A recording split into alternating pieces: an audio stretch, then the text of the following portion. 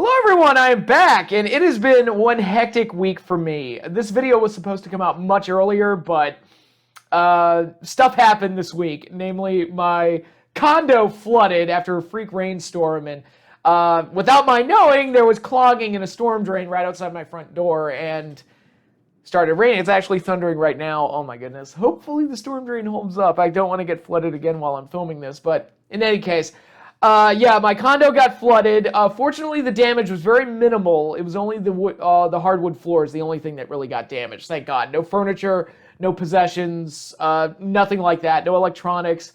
It was just the hardwood flooring that got injured. And I'm like, oh, thank you.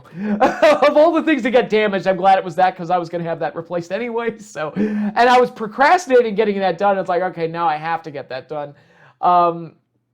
It's almost like God told me to stop procrastinating or something. But in any case, I've been on the phone all week with the insurance company and my HOA and everything else, and that's just been a hectic week just getting that all squared away. But I'm here now, and that's what matters most. And this is going to be a WWE centric video. I don't do many of those these days because I don't follow WWE that closely. Okay, 2020, I have watched one full episode of SmackDown and no full episodes of Monday Night Raw for all of 2020.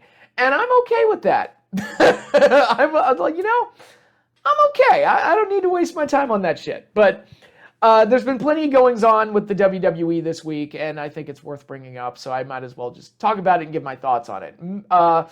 And this includes a review of the special documentary series that they've been doing on the WWE Network. That will be at the end of the video. First two stories I want to cover are strictly current events. First one has to do with Charlotte. Charlotte Flair, who's going to be having surgery. From what I hear, it's a fractured collarbone, which is not fun. My dad had a fractured collarbone when he was my age, and he said it's one of the most painful things he's ever endured. And my brother-in-law fractured his collarbone as well. He's like, dude, that thing never fully heals. It's just, you're always like, it's misshapen and it's going to hurt at least a little bit for the rest of your life. It's like, oh man, that's terrible. So she, from what I understand, that's what her injury is, and she's going to be taking care of that with surgery. And there's talk that she might be gone for the rest of the year until around Royal Rumble season. And people are freaking out because obviously she's one of the big stars of the women's division. And it's like, oh my God, how are they going to continue without her? Personally, I think this might be a blessing in disguise in some ways. I mean, getting injured is never a good thing. But one of my criticisms of the WWE, modern wrestling in general, but more so in WWE, because it's just, there's so much programming there that it becomes even more obvious. A lot of their top talents really get overexposed to a degree that makes you sick of seeing them. I said it about John Cena. I said it about even Edge, who I'm a huge fan of. But towards the end of Edge's run, initially, I was like, oh my God, dude, Edge could win 45 more world titles. I don't care. Like, I think he was one of those guys that had gotten to like 10 or 11 or 12. And at that point, it's like, dude, if you've held it that many times, you've had it 100 times. I mean, who the hell cares anymore? And if you're on TV every week, they're constantly using you and you burn through all your potential feuds and fans get sick of you. And there was a negativity spreading on, like a negative feeling spreading online towards Charlotte Flair. And people have wondered why is that? Why are people being so negative towards Charlotte? And I'm like, because they're sick to death of seeing her. That's what it is. Has nothing to do with her talent or her ability. It's the fact that she's just there, always, constantly, and they're sick of her. They want new things, and you got to give people breaks once in a while. And it's upsetting to me that they have to get injured to get a break. And it's like, dude, sometimes, Brock Lesnar's got the right idea. It's like, the part-time thing really does wonders. And actually, my next video after this one is going to be a return to my WCW Nitro retrospectives. One of the reasons 1997 is the best year in WCW Nitro history is because Hogan barely wrestled, Sting was barely there at all, never wrestled, and they felt like the two biggest people on the show. And they convinced you that they were the two biggest stars on the show, and that's why it fucking worked. You don't have to have people in the ring, on TV, constantly, every single week. Although in WWE's case, they have to because they've got a 3-hour Monday show, a 2-hour Friday show, and I sound like a broken record at this point, but I think being off TV is going to be great for Charlotte. And when she comes back, she's going to come back to a hero's return, and hopefully we'll have crowds back by then. And, she'll be accepted a lot more fondly when she returns because she's been gone for so long. And absence makes the heart grow fonder, as they say. And I think I think Charlotte was getting to the point where she was one of those talents where they were running out of things to do with her. It's like, all right, who hasn't she feuded with? What version of the women's title has she not won? I've lost track of how many belts WWE has. I've given up trying to keep track of it all. But it is what it is. It's just, and it happens to everybody. If you're going to be on TV constantly for that, I would even argue the same thing with Becky Lynch. Like, Becky Lynch, I don't think was at that point where she was overexposed, but she could have easily gotten to that point. And I think, taking time off for a pregnancy and things like that, it's like, all right, when she comes back, she's going to be the biggest star on the fucking planet. And depending on what she wants to do after she has the baby, I don't know, that's up to her. But things like that aren't always like a death sentence. I know kind of the mindset back in the old days was, if you get hurt and you go away, you lose your spot. And I don't think that's as much of a concern these days, because I think people I think in WWE's case, they they know who their stars are, and they'll push him. All this talk that Roman Reigns is in the doghouse for taking time off for COVID and everything, which I'm going to get into that in just a second. And it's like, dude, the minute Roman's willing to come back, they're going to welcome him back with open arms. There's no doubt in my mind that that's going to happen, and he's going to get pushed right to the top of the card. But I guess that's actually a pretty good segue to talk about my other story, the other one that's broke earlier this week. And that is the WWE had several positive COVID-19 tests earlier this week at the Performance Center. And this included everyone from like ring crew to, behind the scenes folk to on-air talents and everything. And the highest profile name I heard that tested positive was unfortunately Renee Young, who is also the wife of AEW World Champion Jon Moxley. And that's the reason he wasn't there on this week's show. And he might not even be there for Fyter Fest, because I don't know, how long is he going to have to stay separated from her, and how long is he going to have to go without testing positive to know that he wasn't infected by coming into contact with his wife? I have no idea. And I'm sure the conspiracy theorists are going to go crazy that Vince deliberately infected Renee Young with COVID just to screw over Jon Moxley and screw over AEW and everything else. But it's field day for... God, if Al Davis was alive and he was running AEW, I guarantee you he would be saying that right now. But in any case, I think the big problem here, and COVID has become kind of like this big, I'm going to choose my words very carefully here. It's become this big, debate among the left and the right. And you've got people yelling that it's a hoax, and I'm sitting there like, okay, guys, it's not a hoax. It's clearly not a hoax. And you've got people on the left saying that we're all going to die, stay the fuck inside. And I'm like, well, yeah, but are we overreacting just a smidge? Can we just treat it like a big flu and just take the proper safety precautions and just keep life going as normal as humanly possible? I understand shutting down sporting events and wrestling and things like that, but day-to-day work, can we still go to work? Because I'm getting sick and tired of sitting in my home doing nothing, to be perfectly honest. And I feel like, look, I wear masks whenever I go out. I think as long as I wear gloves, and nobody wears gloves. I'm one of the only people that wears gloves. But I feel like as long as I'm taking the proper safety precautions, I can go outside and go to work, can't I? Come on. It'd be cool. But anyway, regardless of how you feel about COVID, there are proper safety precautions you have to take. And for WWE to go this long without testing anybody and without taking the proper safety precautions, and now it's really biting them in the ass, it's really embarrassing, and it completely justified Roman Reigns' decision to stay at home in the middle of a pandemic where he's susceptible to getting sick. And I don't blame Roman for wanting to do that, given his circumstances. Like, no, in Roman's case, it makes perfect sense that he wouldn't want to be there. And now that this has happened, he looks even more justified. It's like, dude, if he has any heat when he comes back, that's going to be fucking bullshit to the highest degree. Oh my God, it's ridiculous. But I mean, really, that's all I have to say about it is that WWE royally fucked up. And compare that to AEW, which I hear is, even though they're running shows, that they're still regularly testing people. And both QT Marshall and Jon Moxley were kept off of last night's show for that very reason, that they came into contact with people who tested positive. So for safety precaution, they prevented them from being on last night's show. It'll be very interesting to see how Fyter Fest turns out, though. I don't know. Again, we'll see if Moxley's able to perform by then. Moxley may test positive. Who knows? That's just something we'll have to wait and see. But I think in WWE's case, I can sum it up as complete and utter carelessness on their part and Vince's ignorance and stubbornness to keep the show going.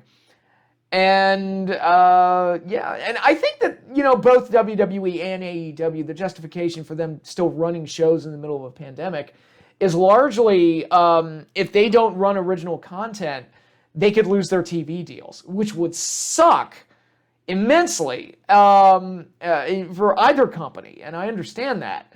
It's just, Vince, there's proper safety precautions you got to take. And for whatever reason, he was not, he was ignorant and oblivious to all of that, and it bit WWE in the butt, and now they have egg on their face because of it. So, them's the breaks.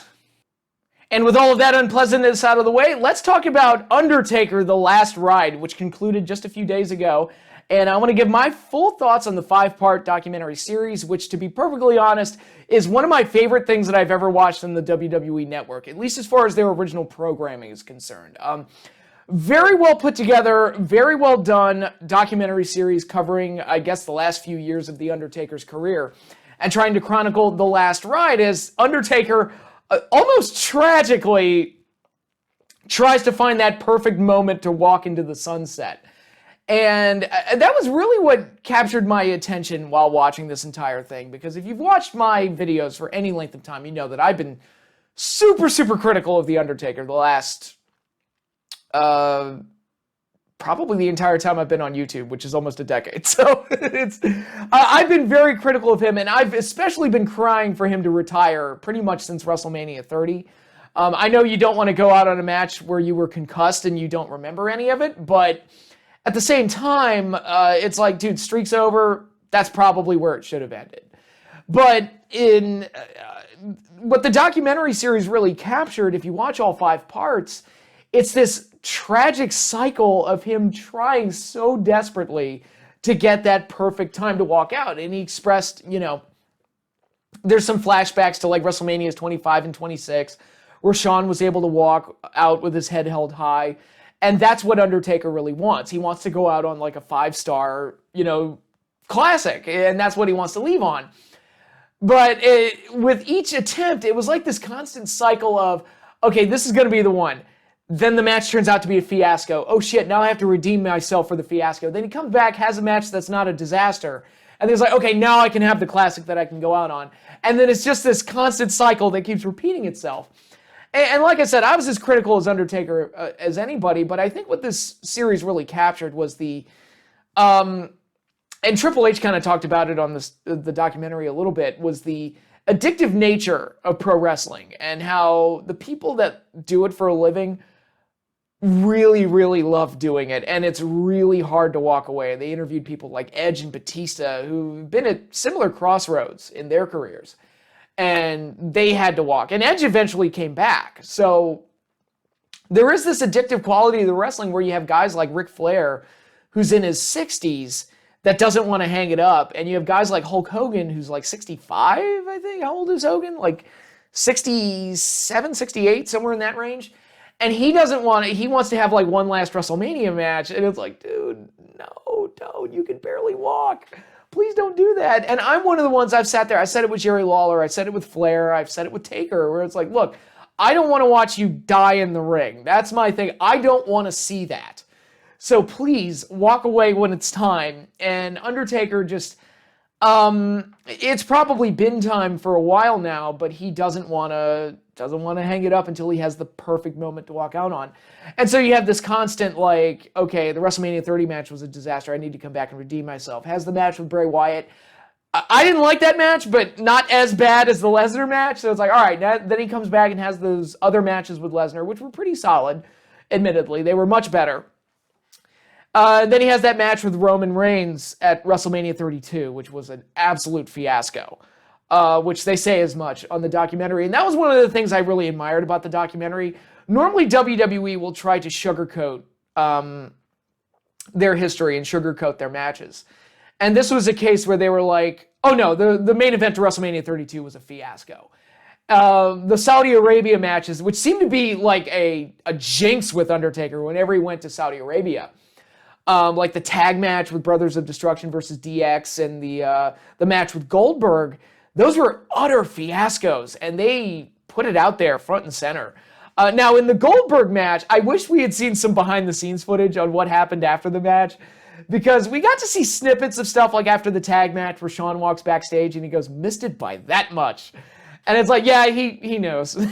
Shawn knows that they stunk up the joint.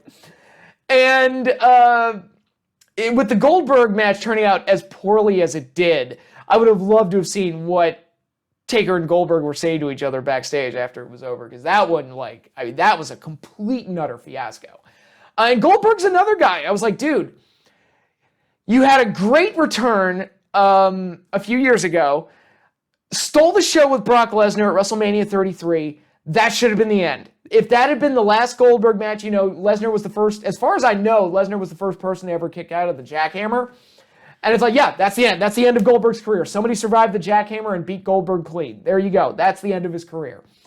And they stole the show at WrestleMania that year, and it was great and wonderful. It's like, no, he has to keep coming back. It's like, oh my God, dude. Don't do that. Stop it. Just stop it. And, he has that fiasco with Undertaker, and he has repetitive matches that are kind of the same thing. And it's like, all right, and none of it's as cool as the WrestleMania match.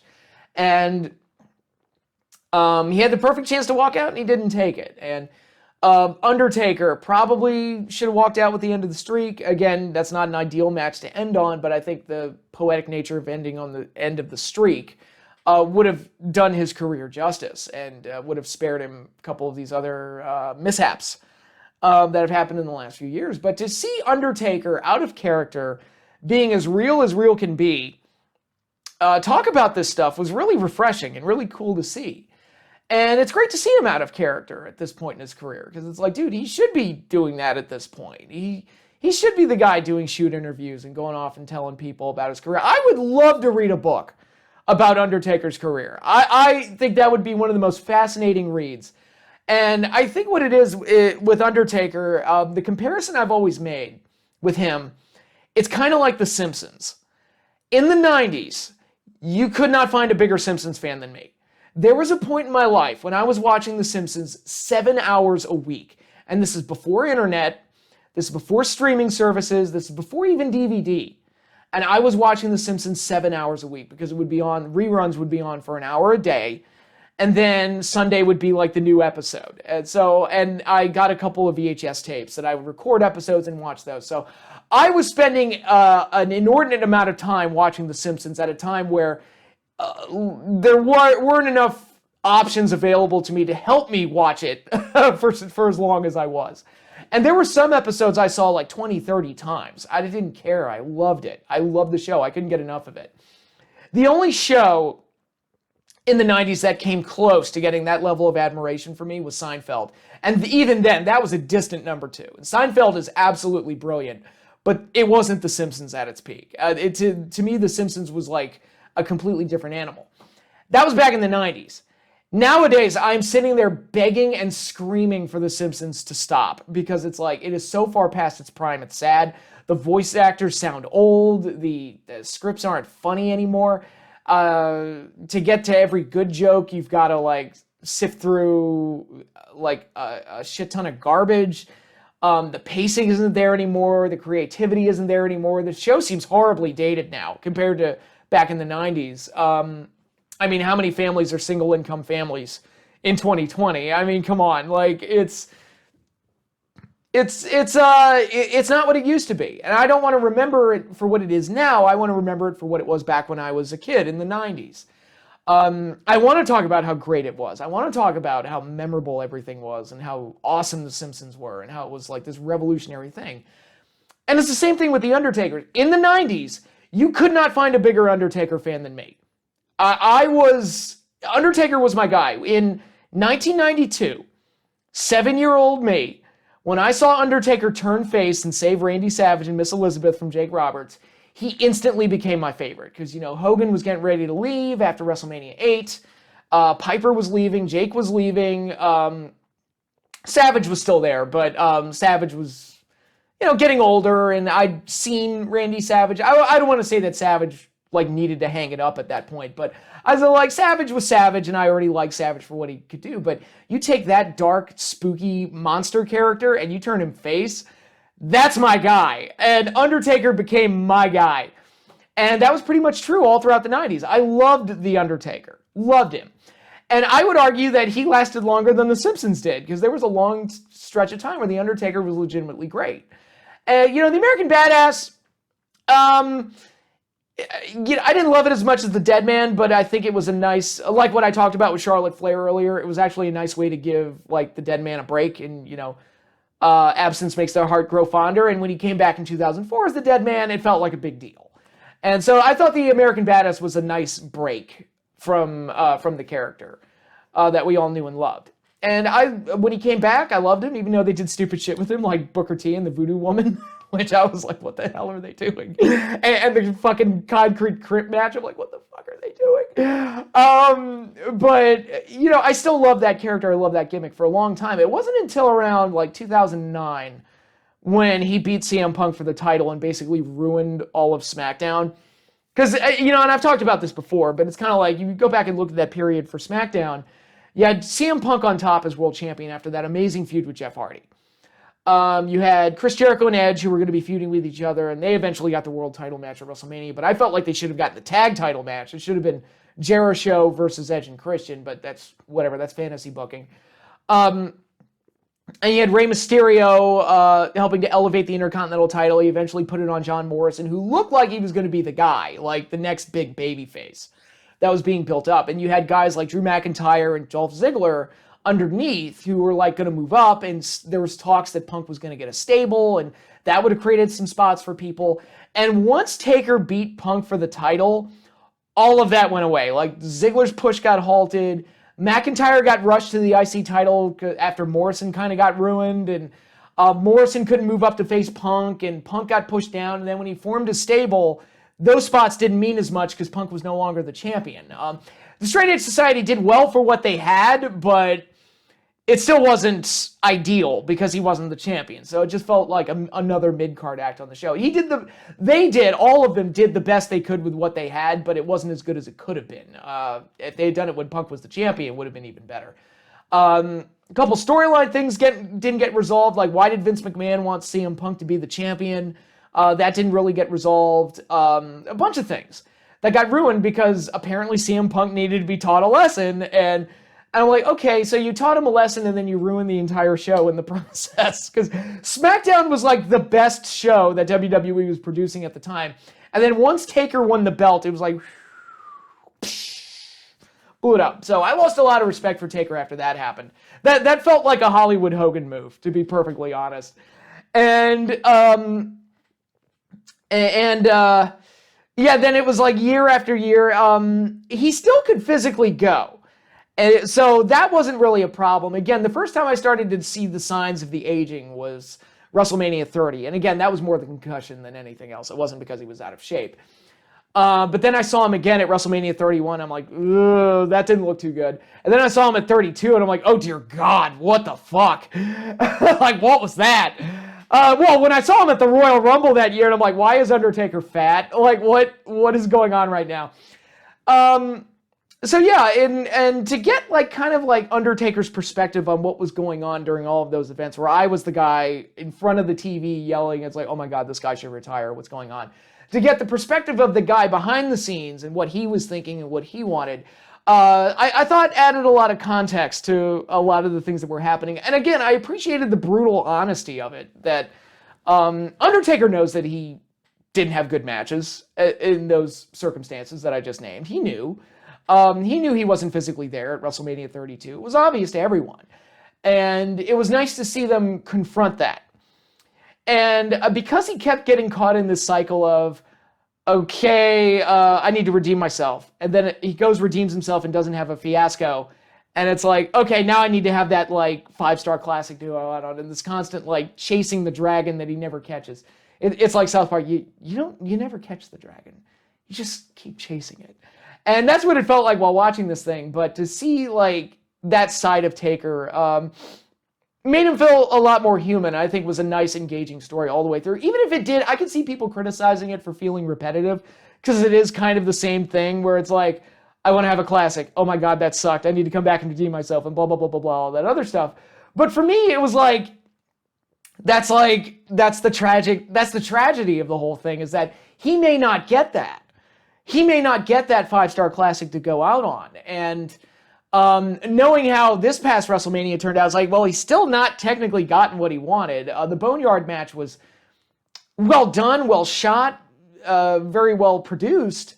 But I'm sure Undertaker wanted to have his final match in front of a massive WrestleMania crowd or something akin to that. So, yeah, he teased that he was retired at the end of this, but I'm like, I don't believe that. I don't fully believe that. I was like, once we start getting crowds back, and, one phone call from Vince, and I'm sure he'll probably be back. They're probably working with AJ to have the match that they wanted to have at WrestleMania. But that's another story for another time. We'll see how that all plays out when things return to normal. But one aspect of this that I really enjoyed seeing was his family life. And it was really interesting to see Undertaker as a husband and a father, which is something you never really expect to see. And seeing, like, the relationship that he has with Michelle, and how they raise their daughter and everything, it's like, oh, that's kind of sweet. And then it just made me mad at Taker all over again. It's like, Undertaker, dude, Mark, you got a good woman at home. She seems like a complete sweetheart. You got a kid who's adorable. You got a ranch. You took care of your money. You took care of your shit. WWE's going to take care of you forever. You'll have a job for life.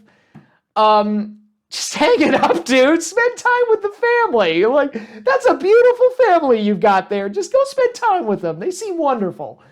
Like, Michelle seems wonderful. Why wouldn't you want to spend time with her? Come on, dude. So I was kind of getting, like, frustrated with him. It's like, dude, just what more do you need? But again, I'm not in the ring. I'm not a pro wrestler, so I don't understand that drive. I would like to think if I got to a point in my career where it's like I'm the top of my game, and I have been for 30 years, I'd be willing to just be like, all right, I'm good. I can walk.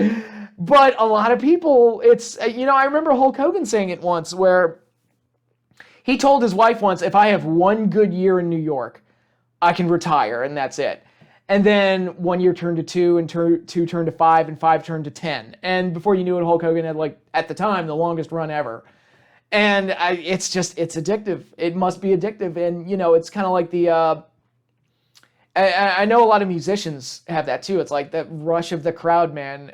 You can't, it's a very addicting thing. And it was actually refreshing to kind of see that presented from a talent that we don't normally see outside of his character, and whose mystique has been fairly well preserved. He did some out-of-character interviews back when he was the American Badass. And I actually remember when he was in the Ministry of Darkness, the satanic, crazy Undertaker, he did a guest spot on the A&E biography for Mick Foley. And that was out of character, even though he was dressed up as the Undertaker, full gear and everything.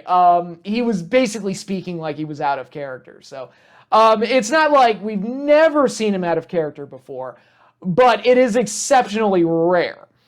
And to see that here, I thought was very well done. Now, I did have a couple criticisms here and there. Like I said, I would have liked to have seen more about what happened in the match with Goldberg.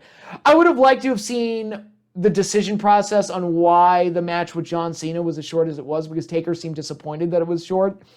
And part of me was like, I bet that was Vince saying, yeah, I saw what happened last year when I gave you half an hour, and I don't want to risk anything. And I also think part of it was John Cena. He wanted to step away from the business too, and I think there was part of him that's like, I'm not going to take a shit ton of dangerous bumps for half an hour to and risk my acting career. So it's like, I think Cena probably had a say in that. But again, they never really explained why the match was as short as it was, even though Taker was in much better shape for that match than he was the year before at 32. So a little bit of extra context, and there's this greedy part of me that's like, and I can't help but compare it to The Last Dance, which has become my favorite sports documentary. That sports documentary is amazing, and I highly recommend it.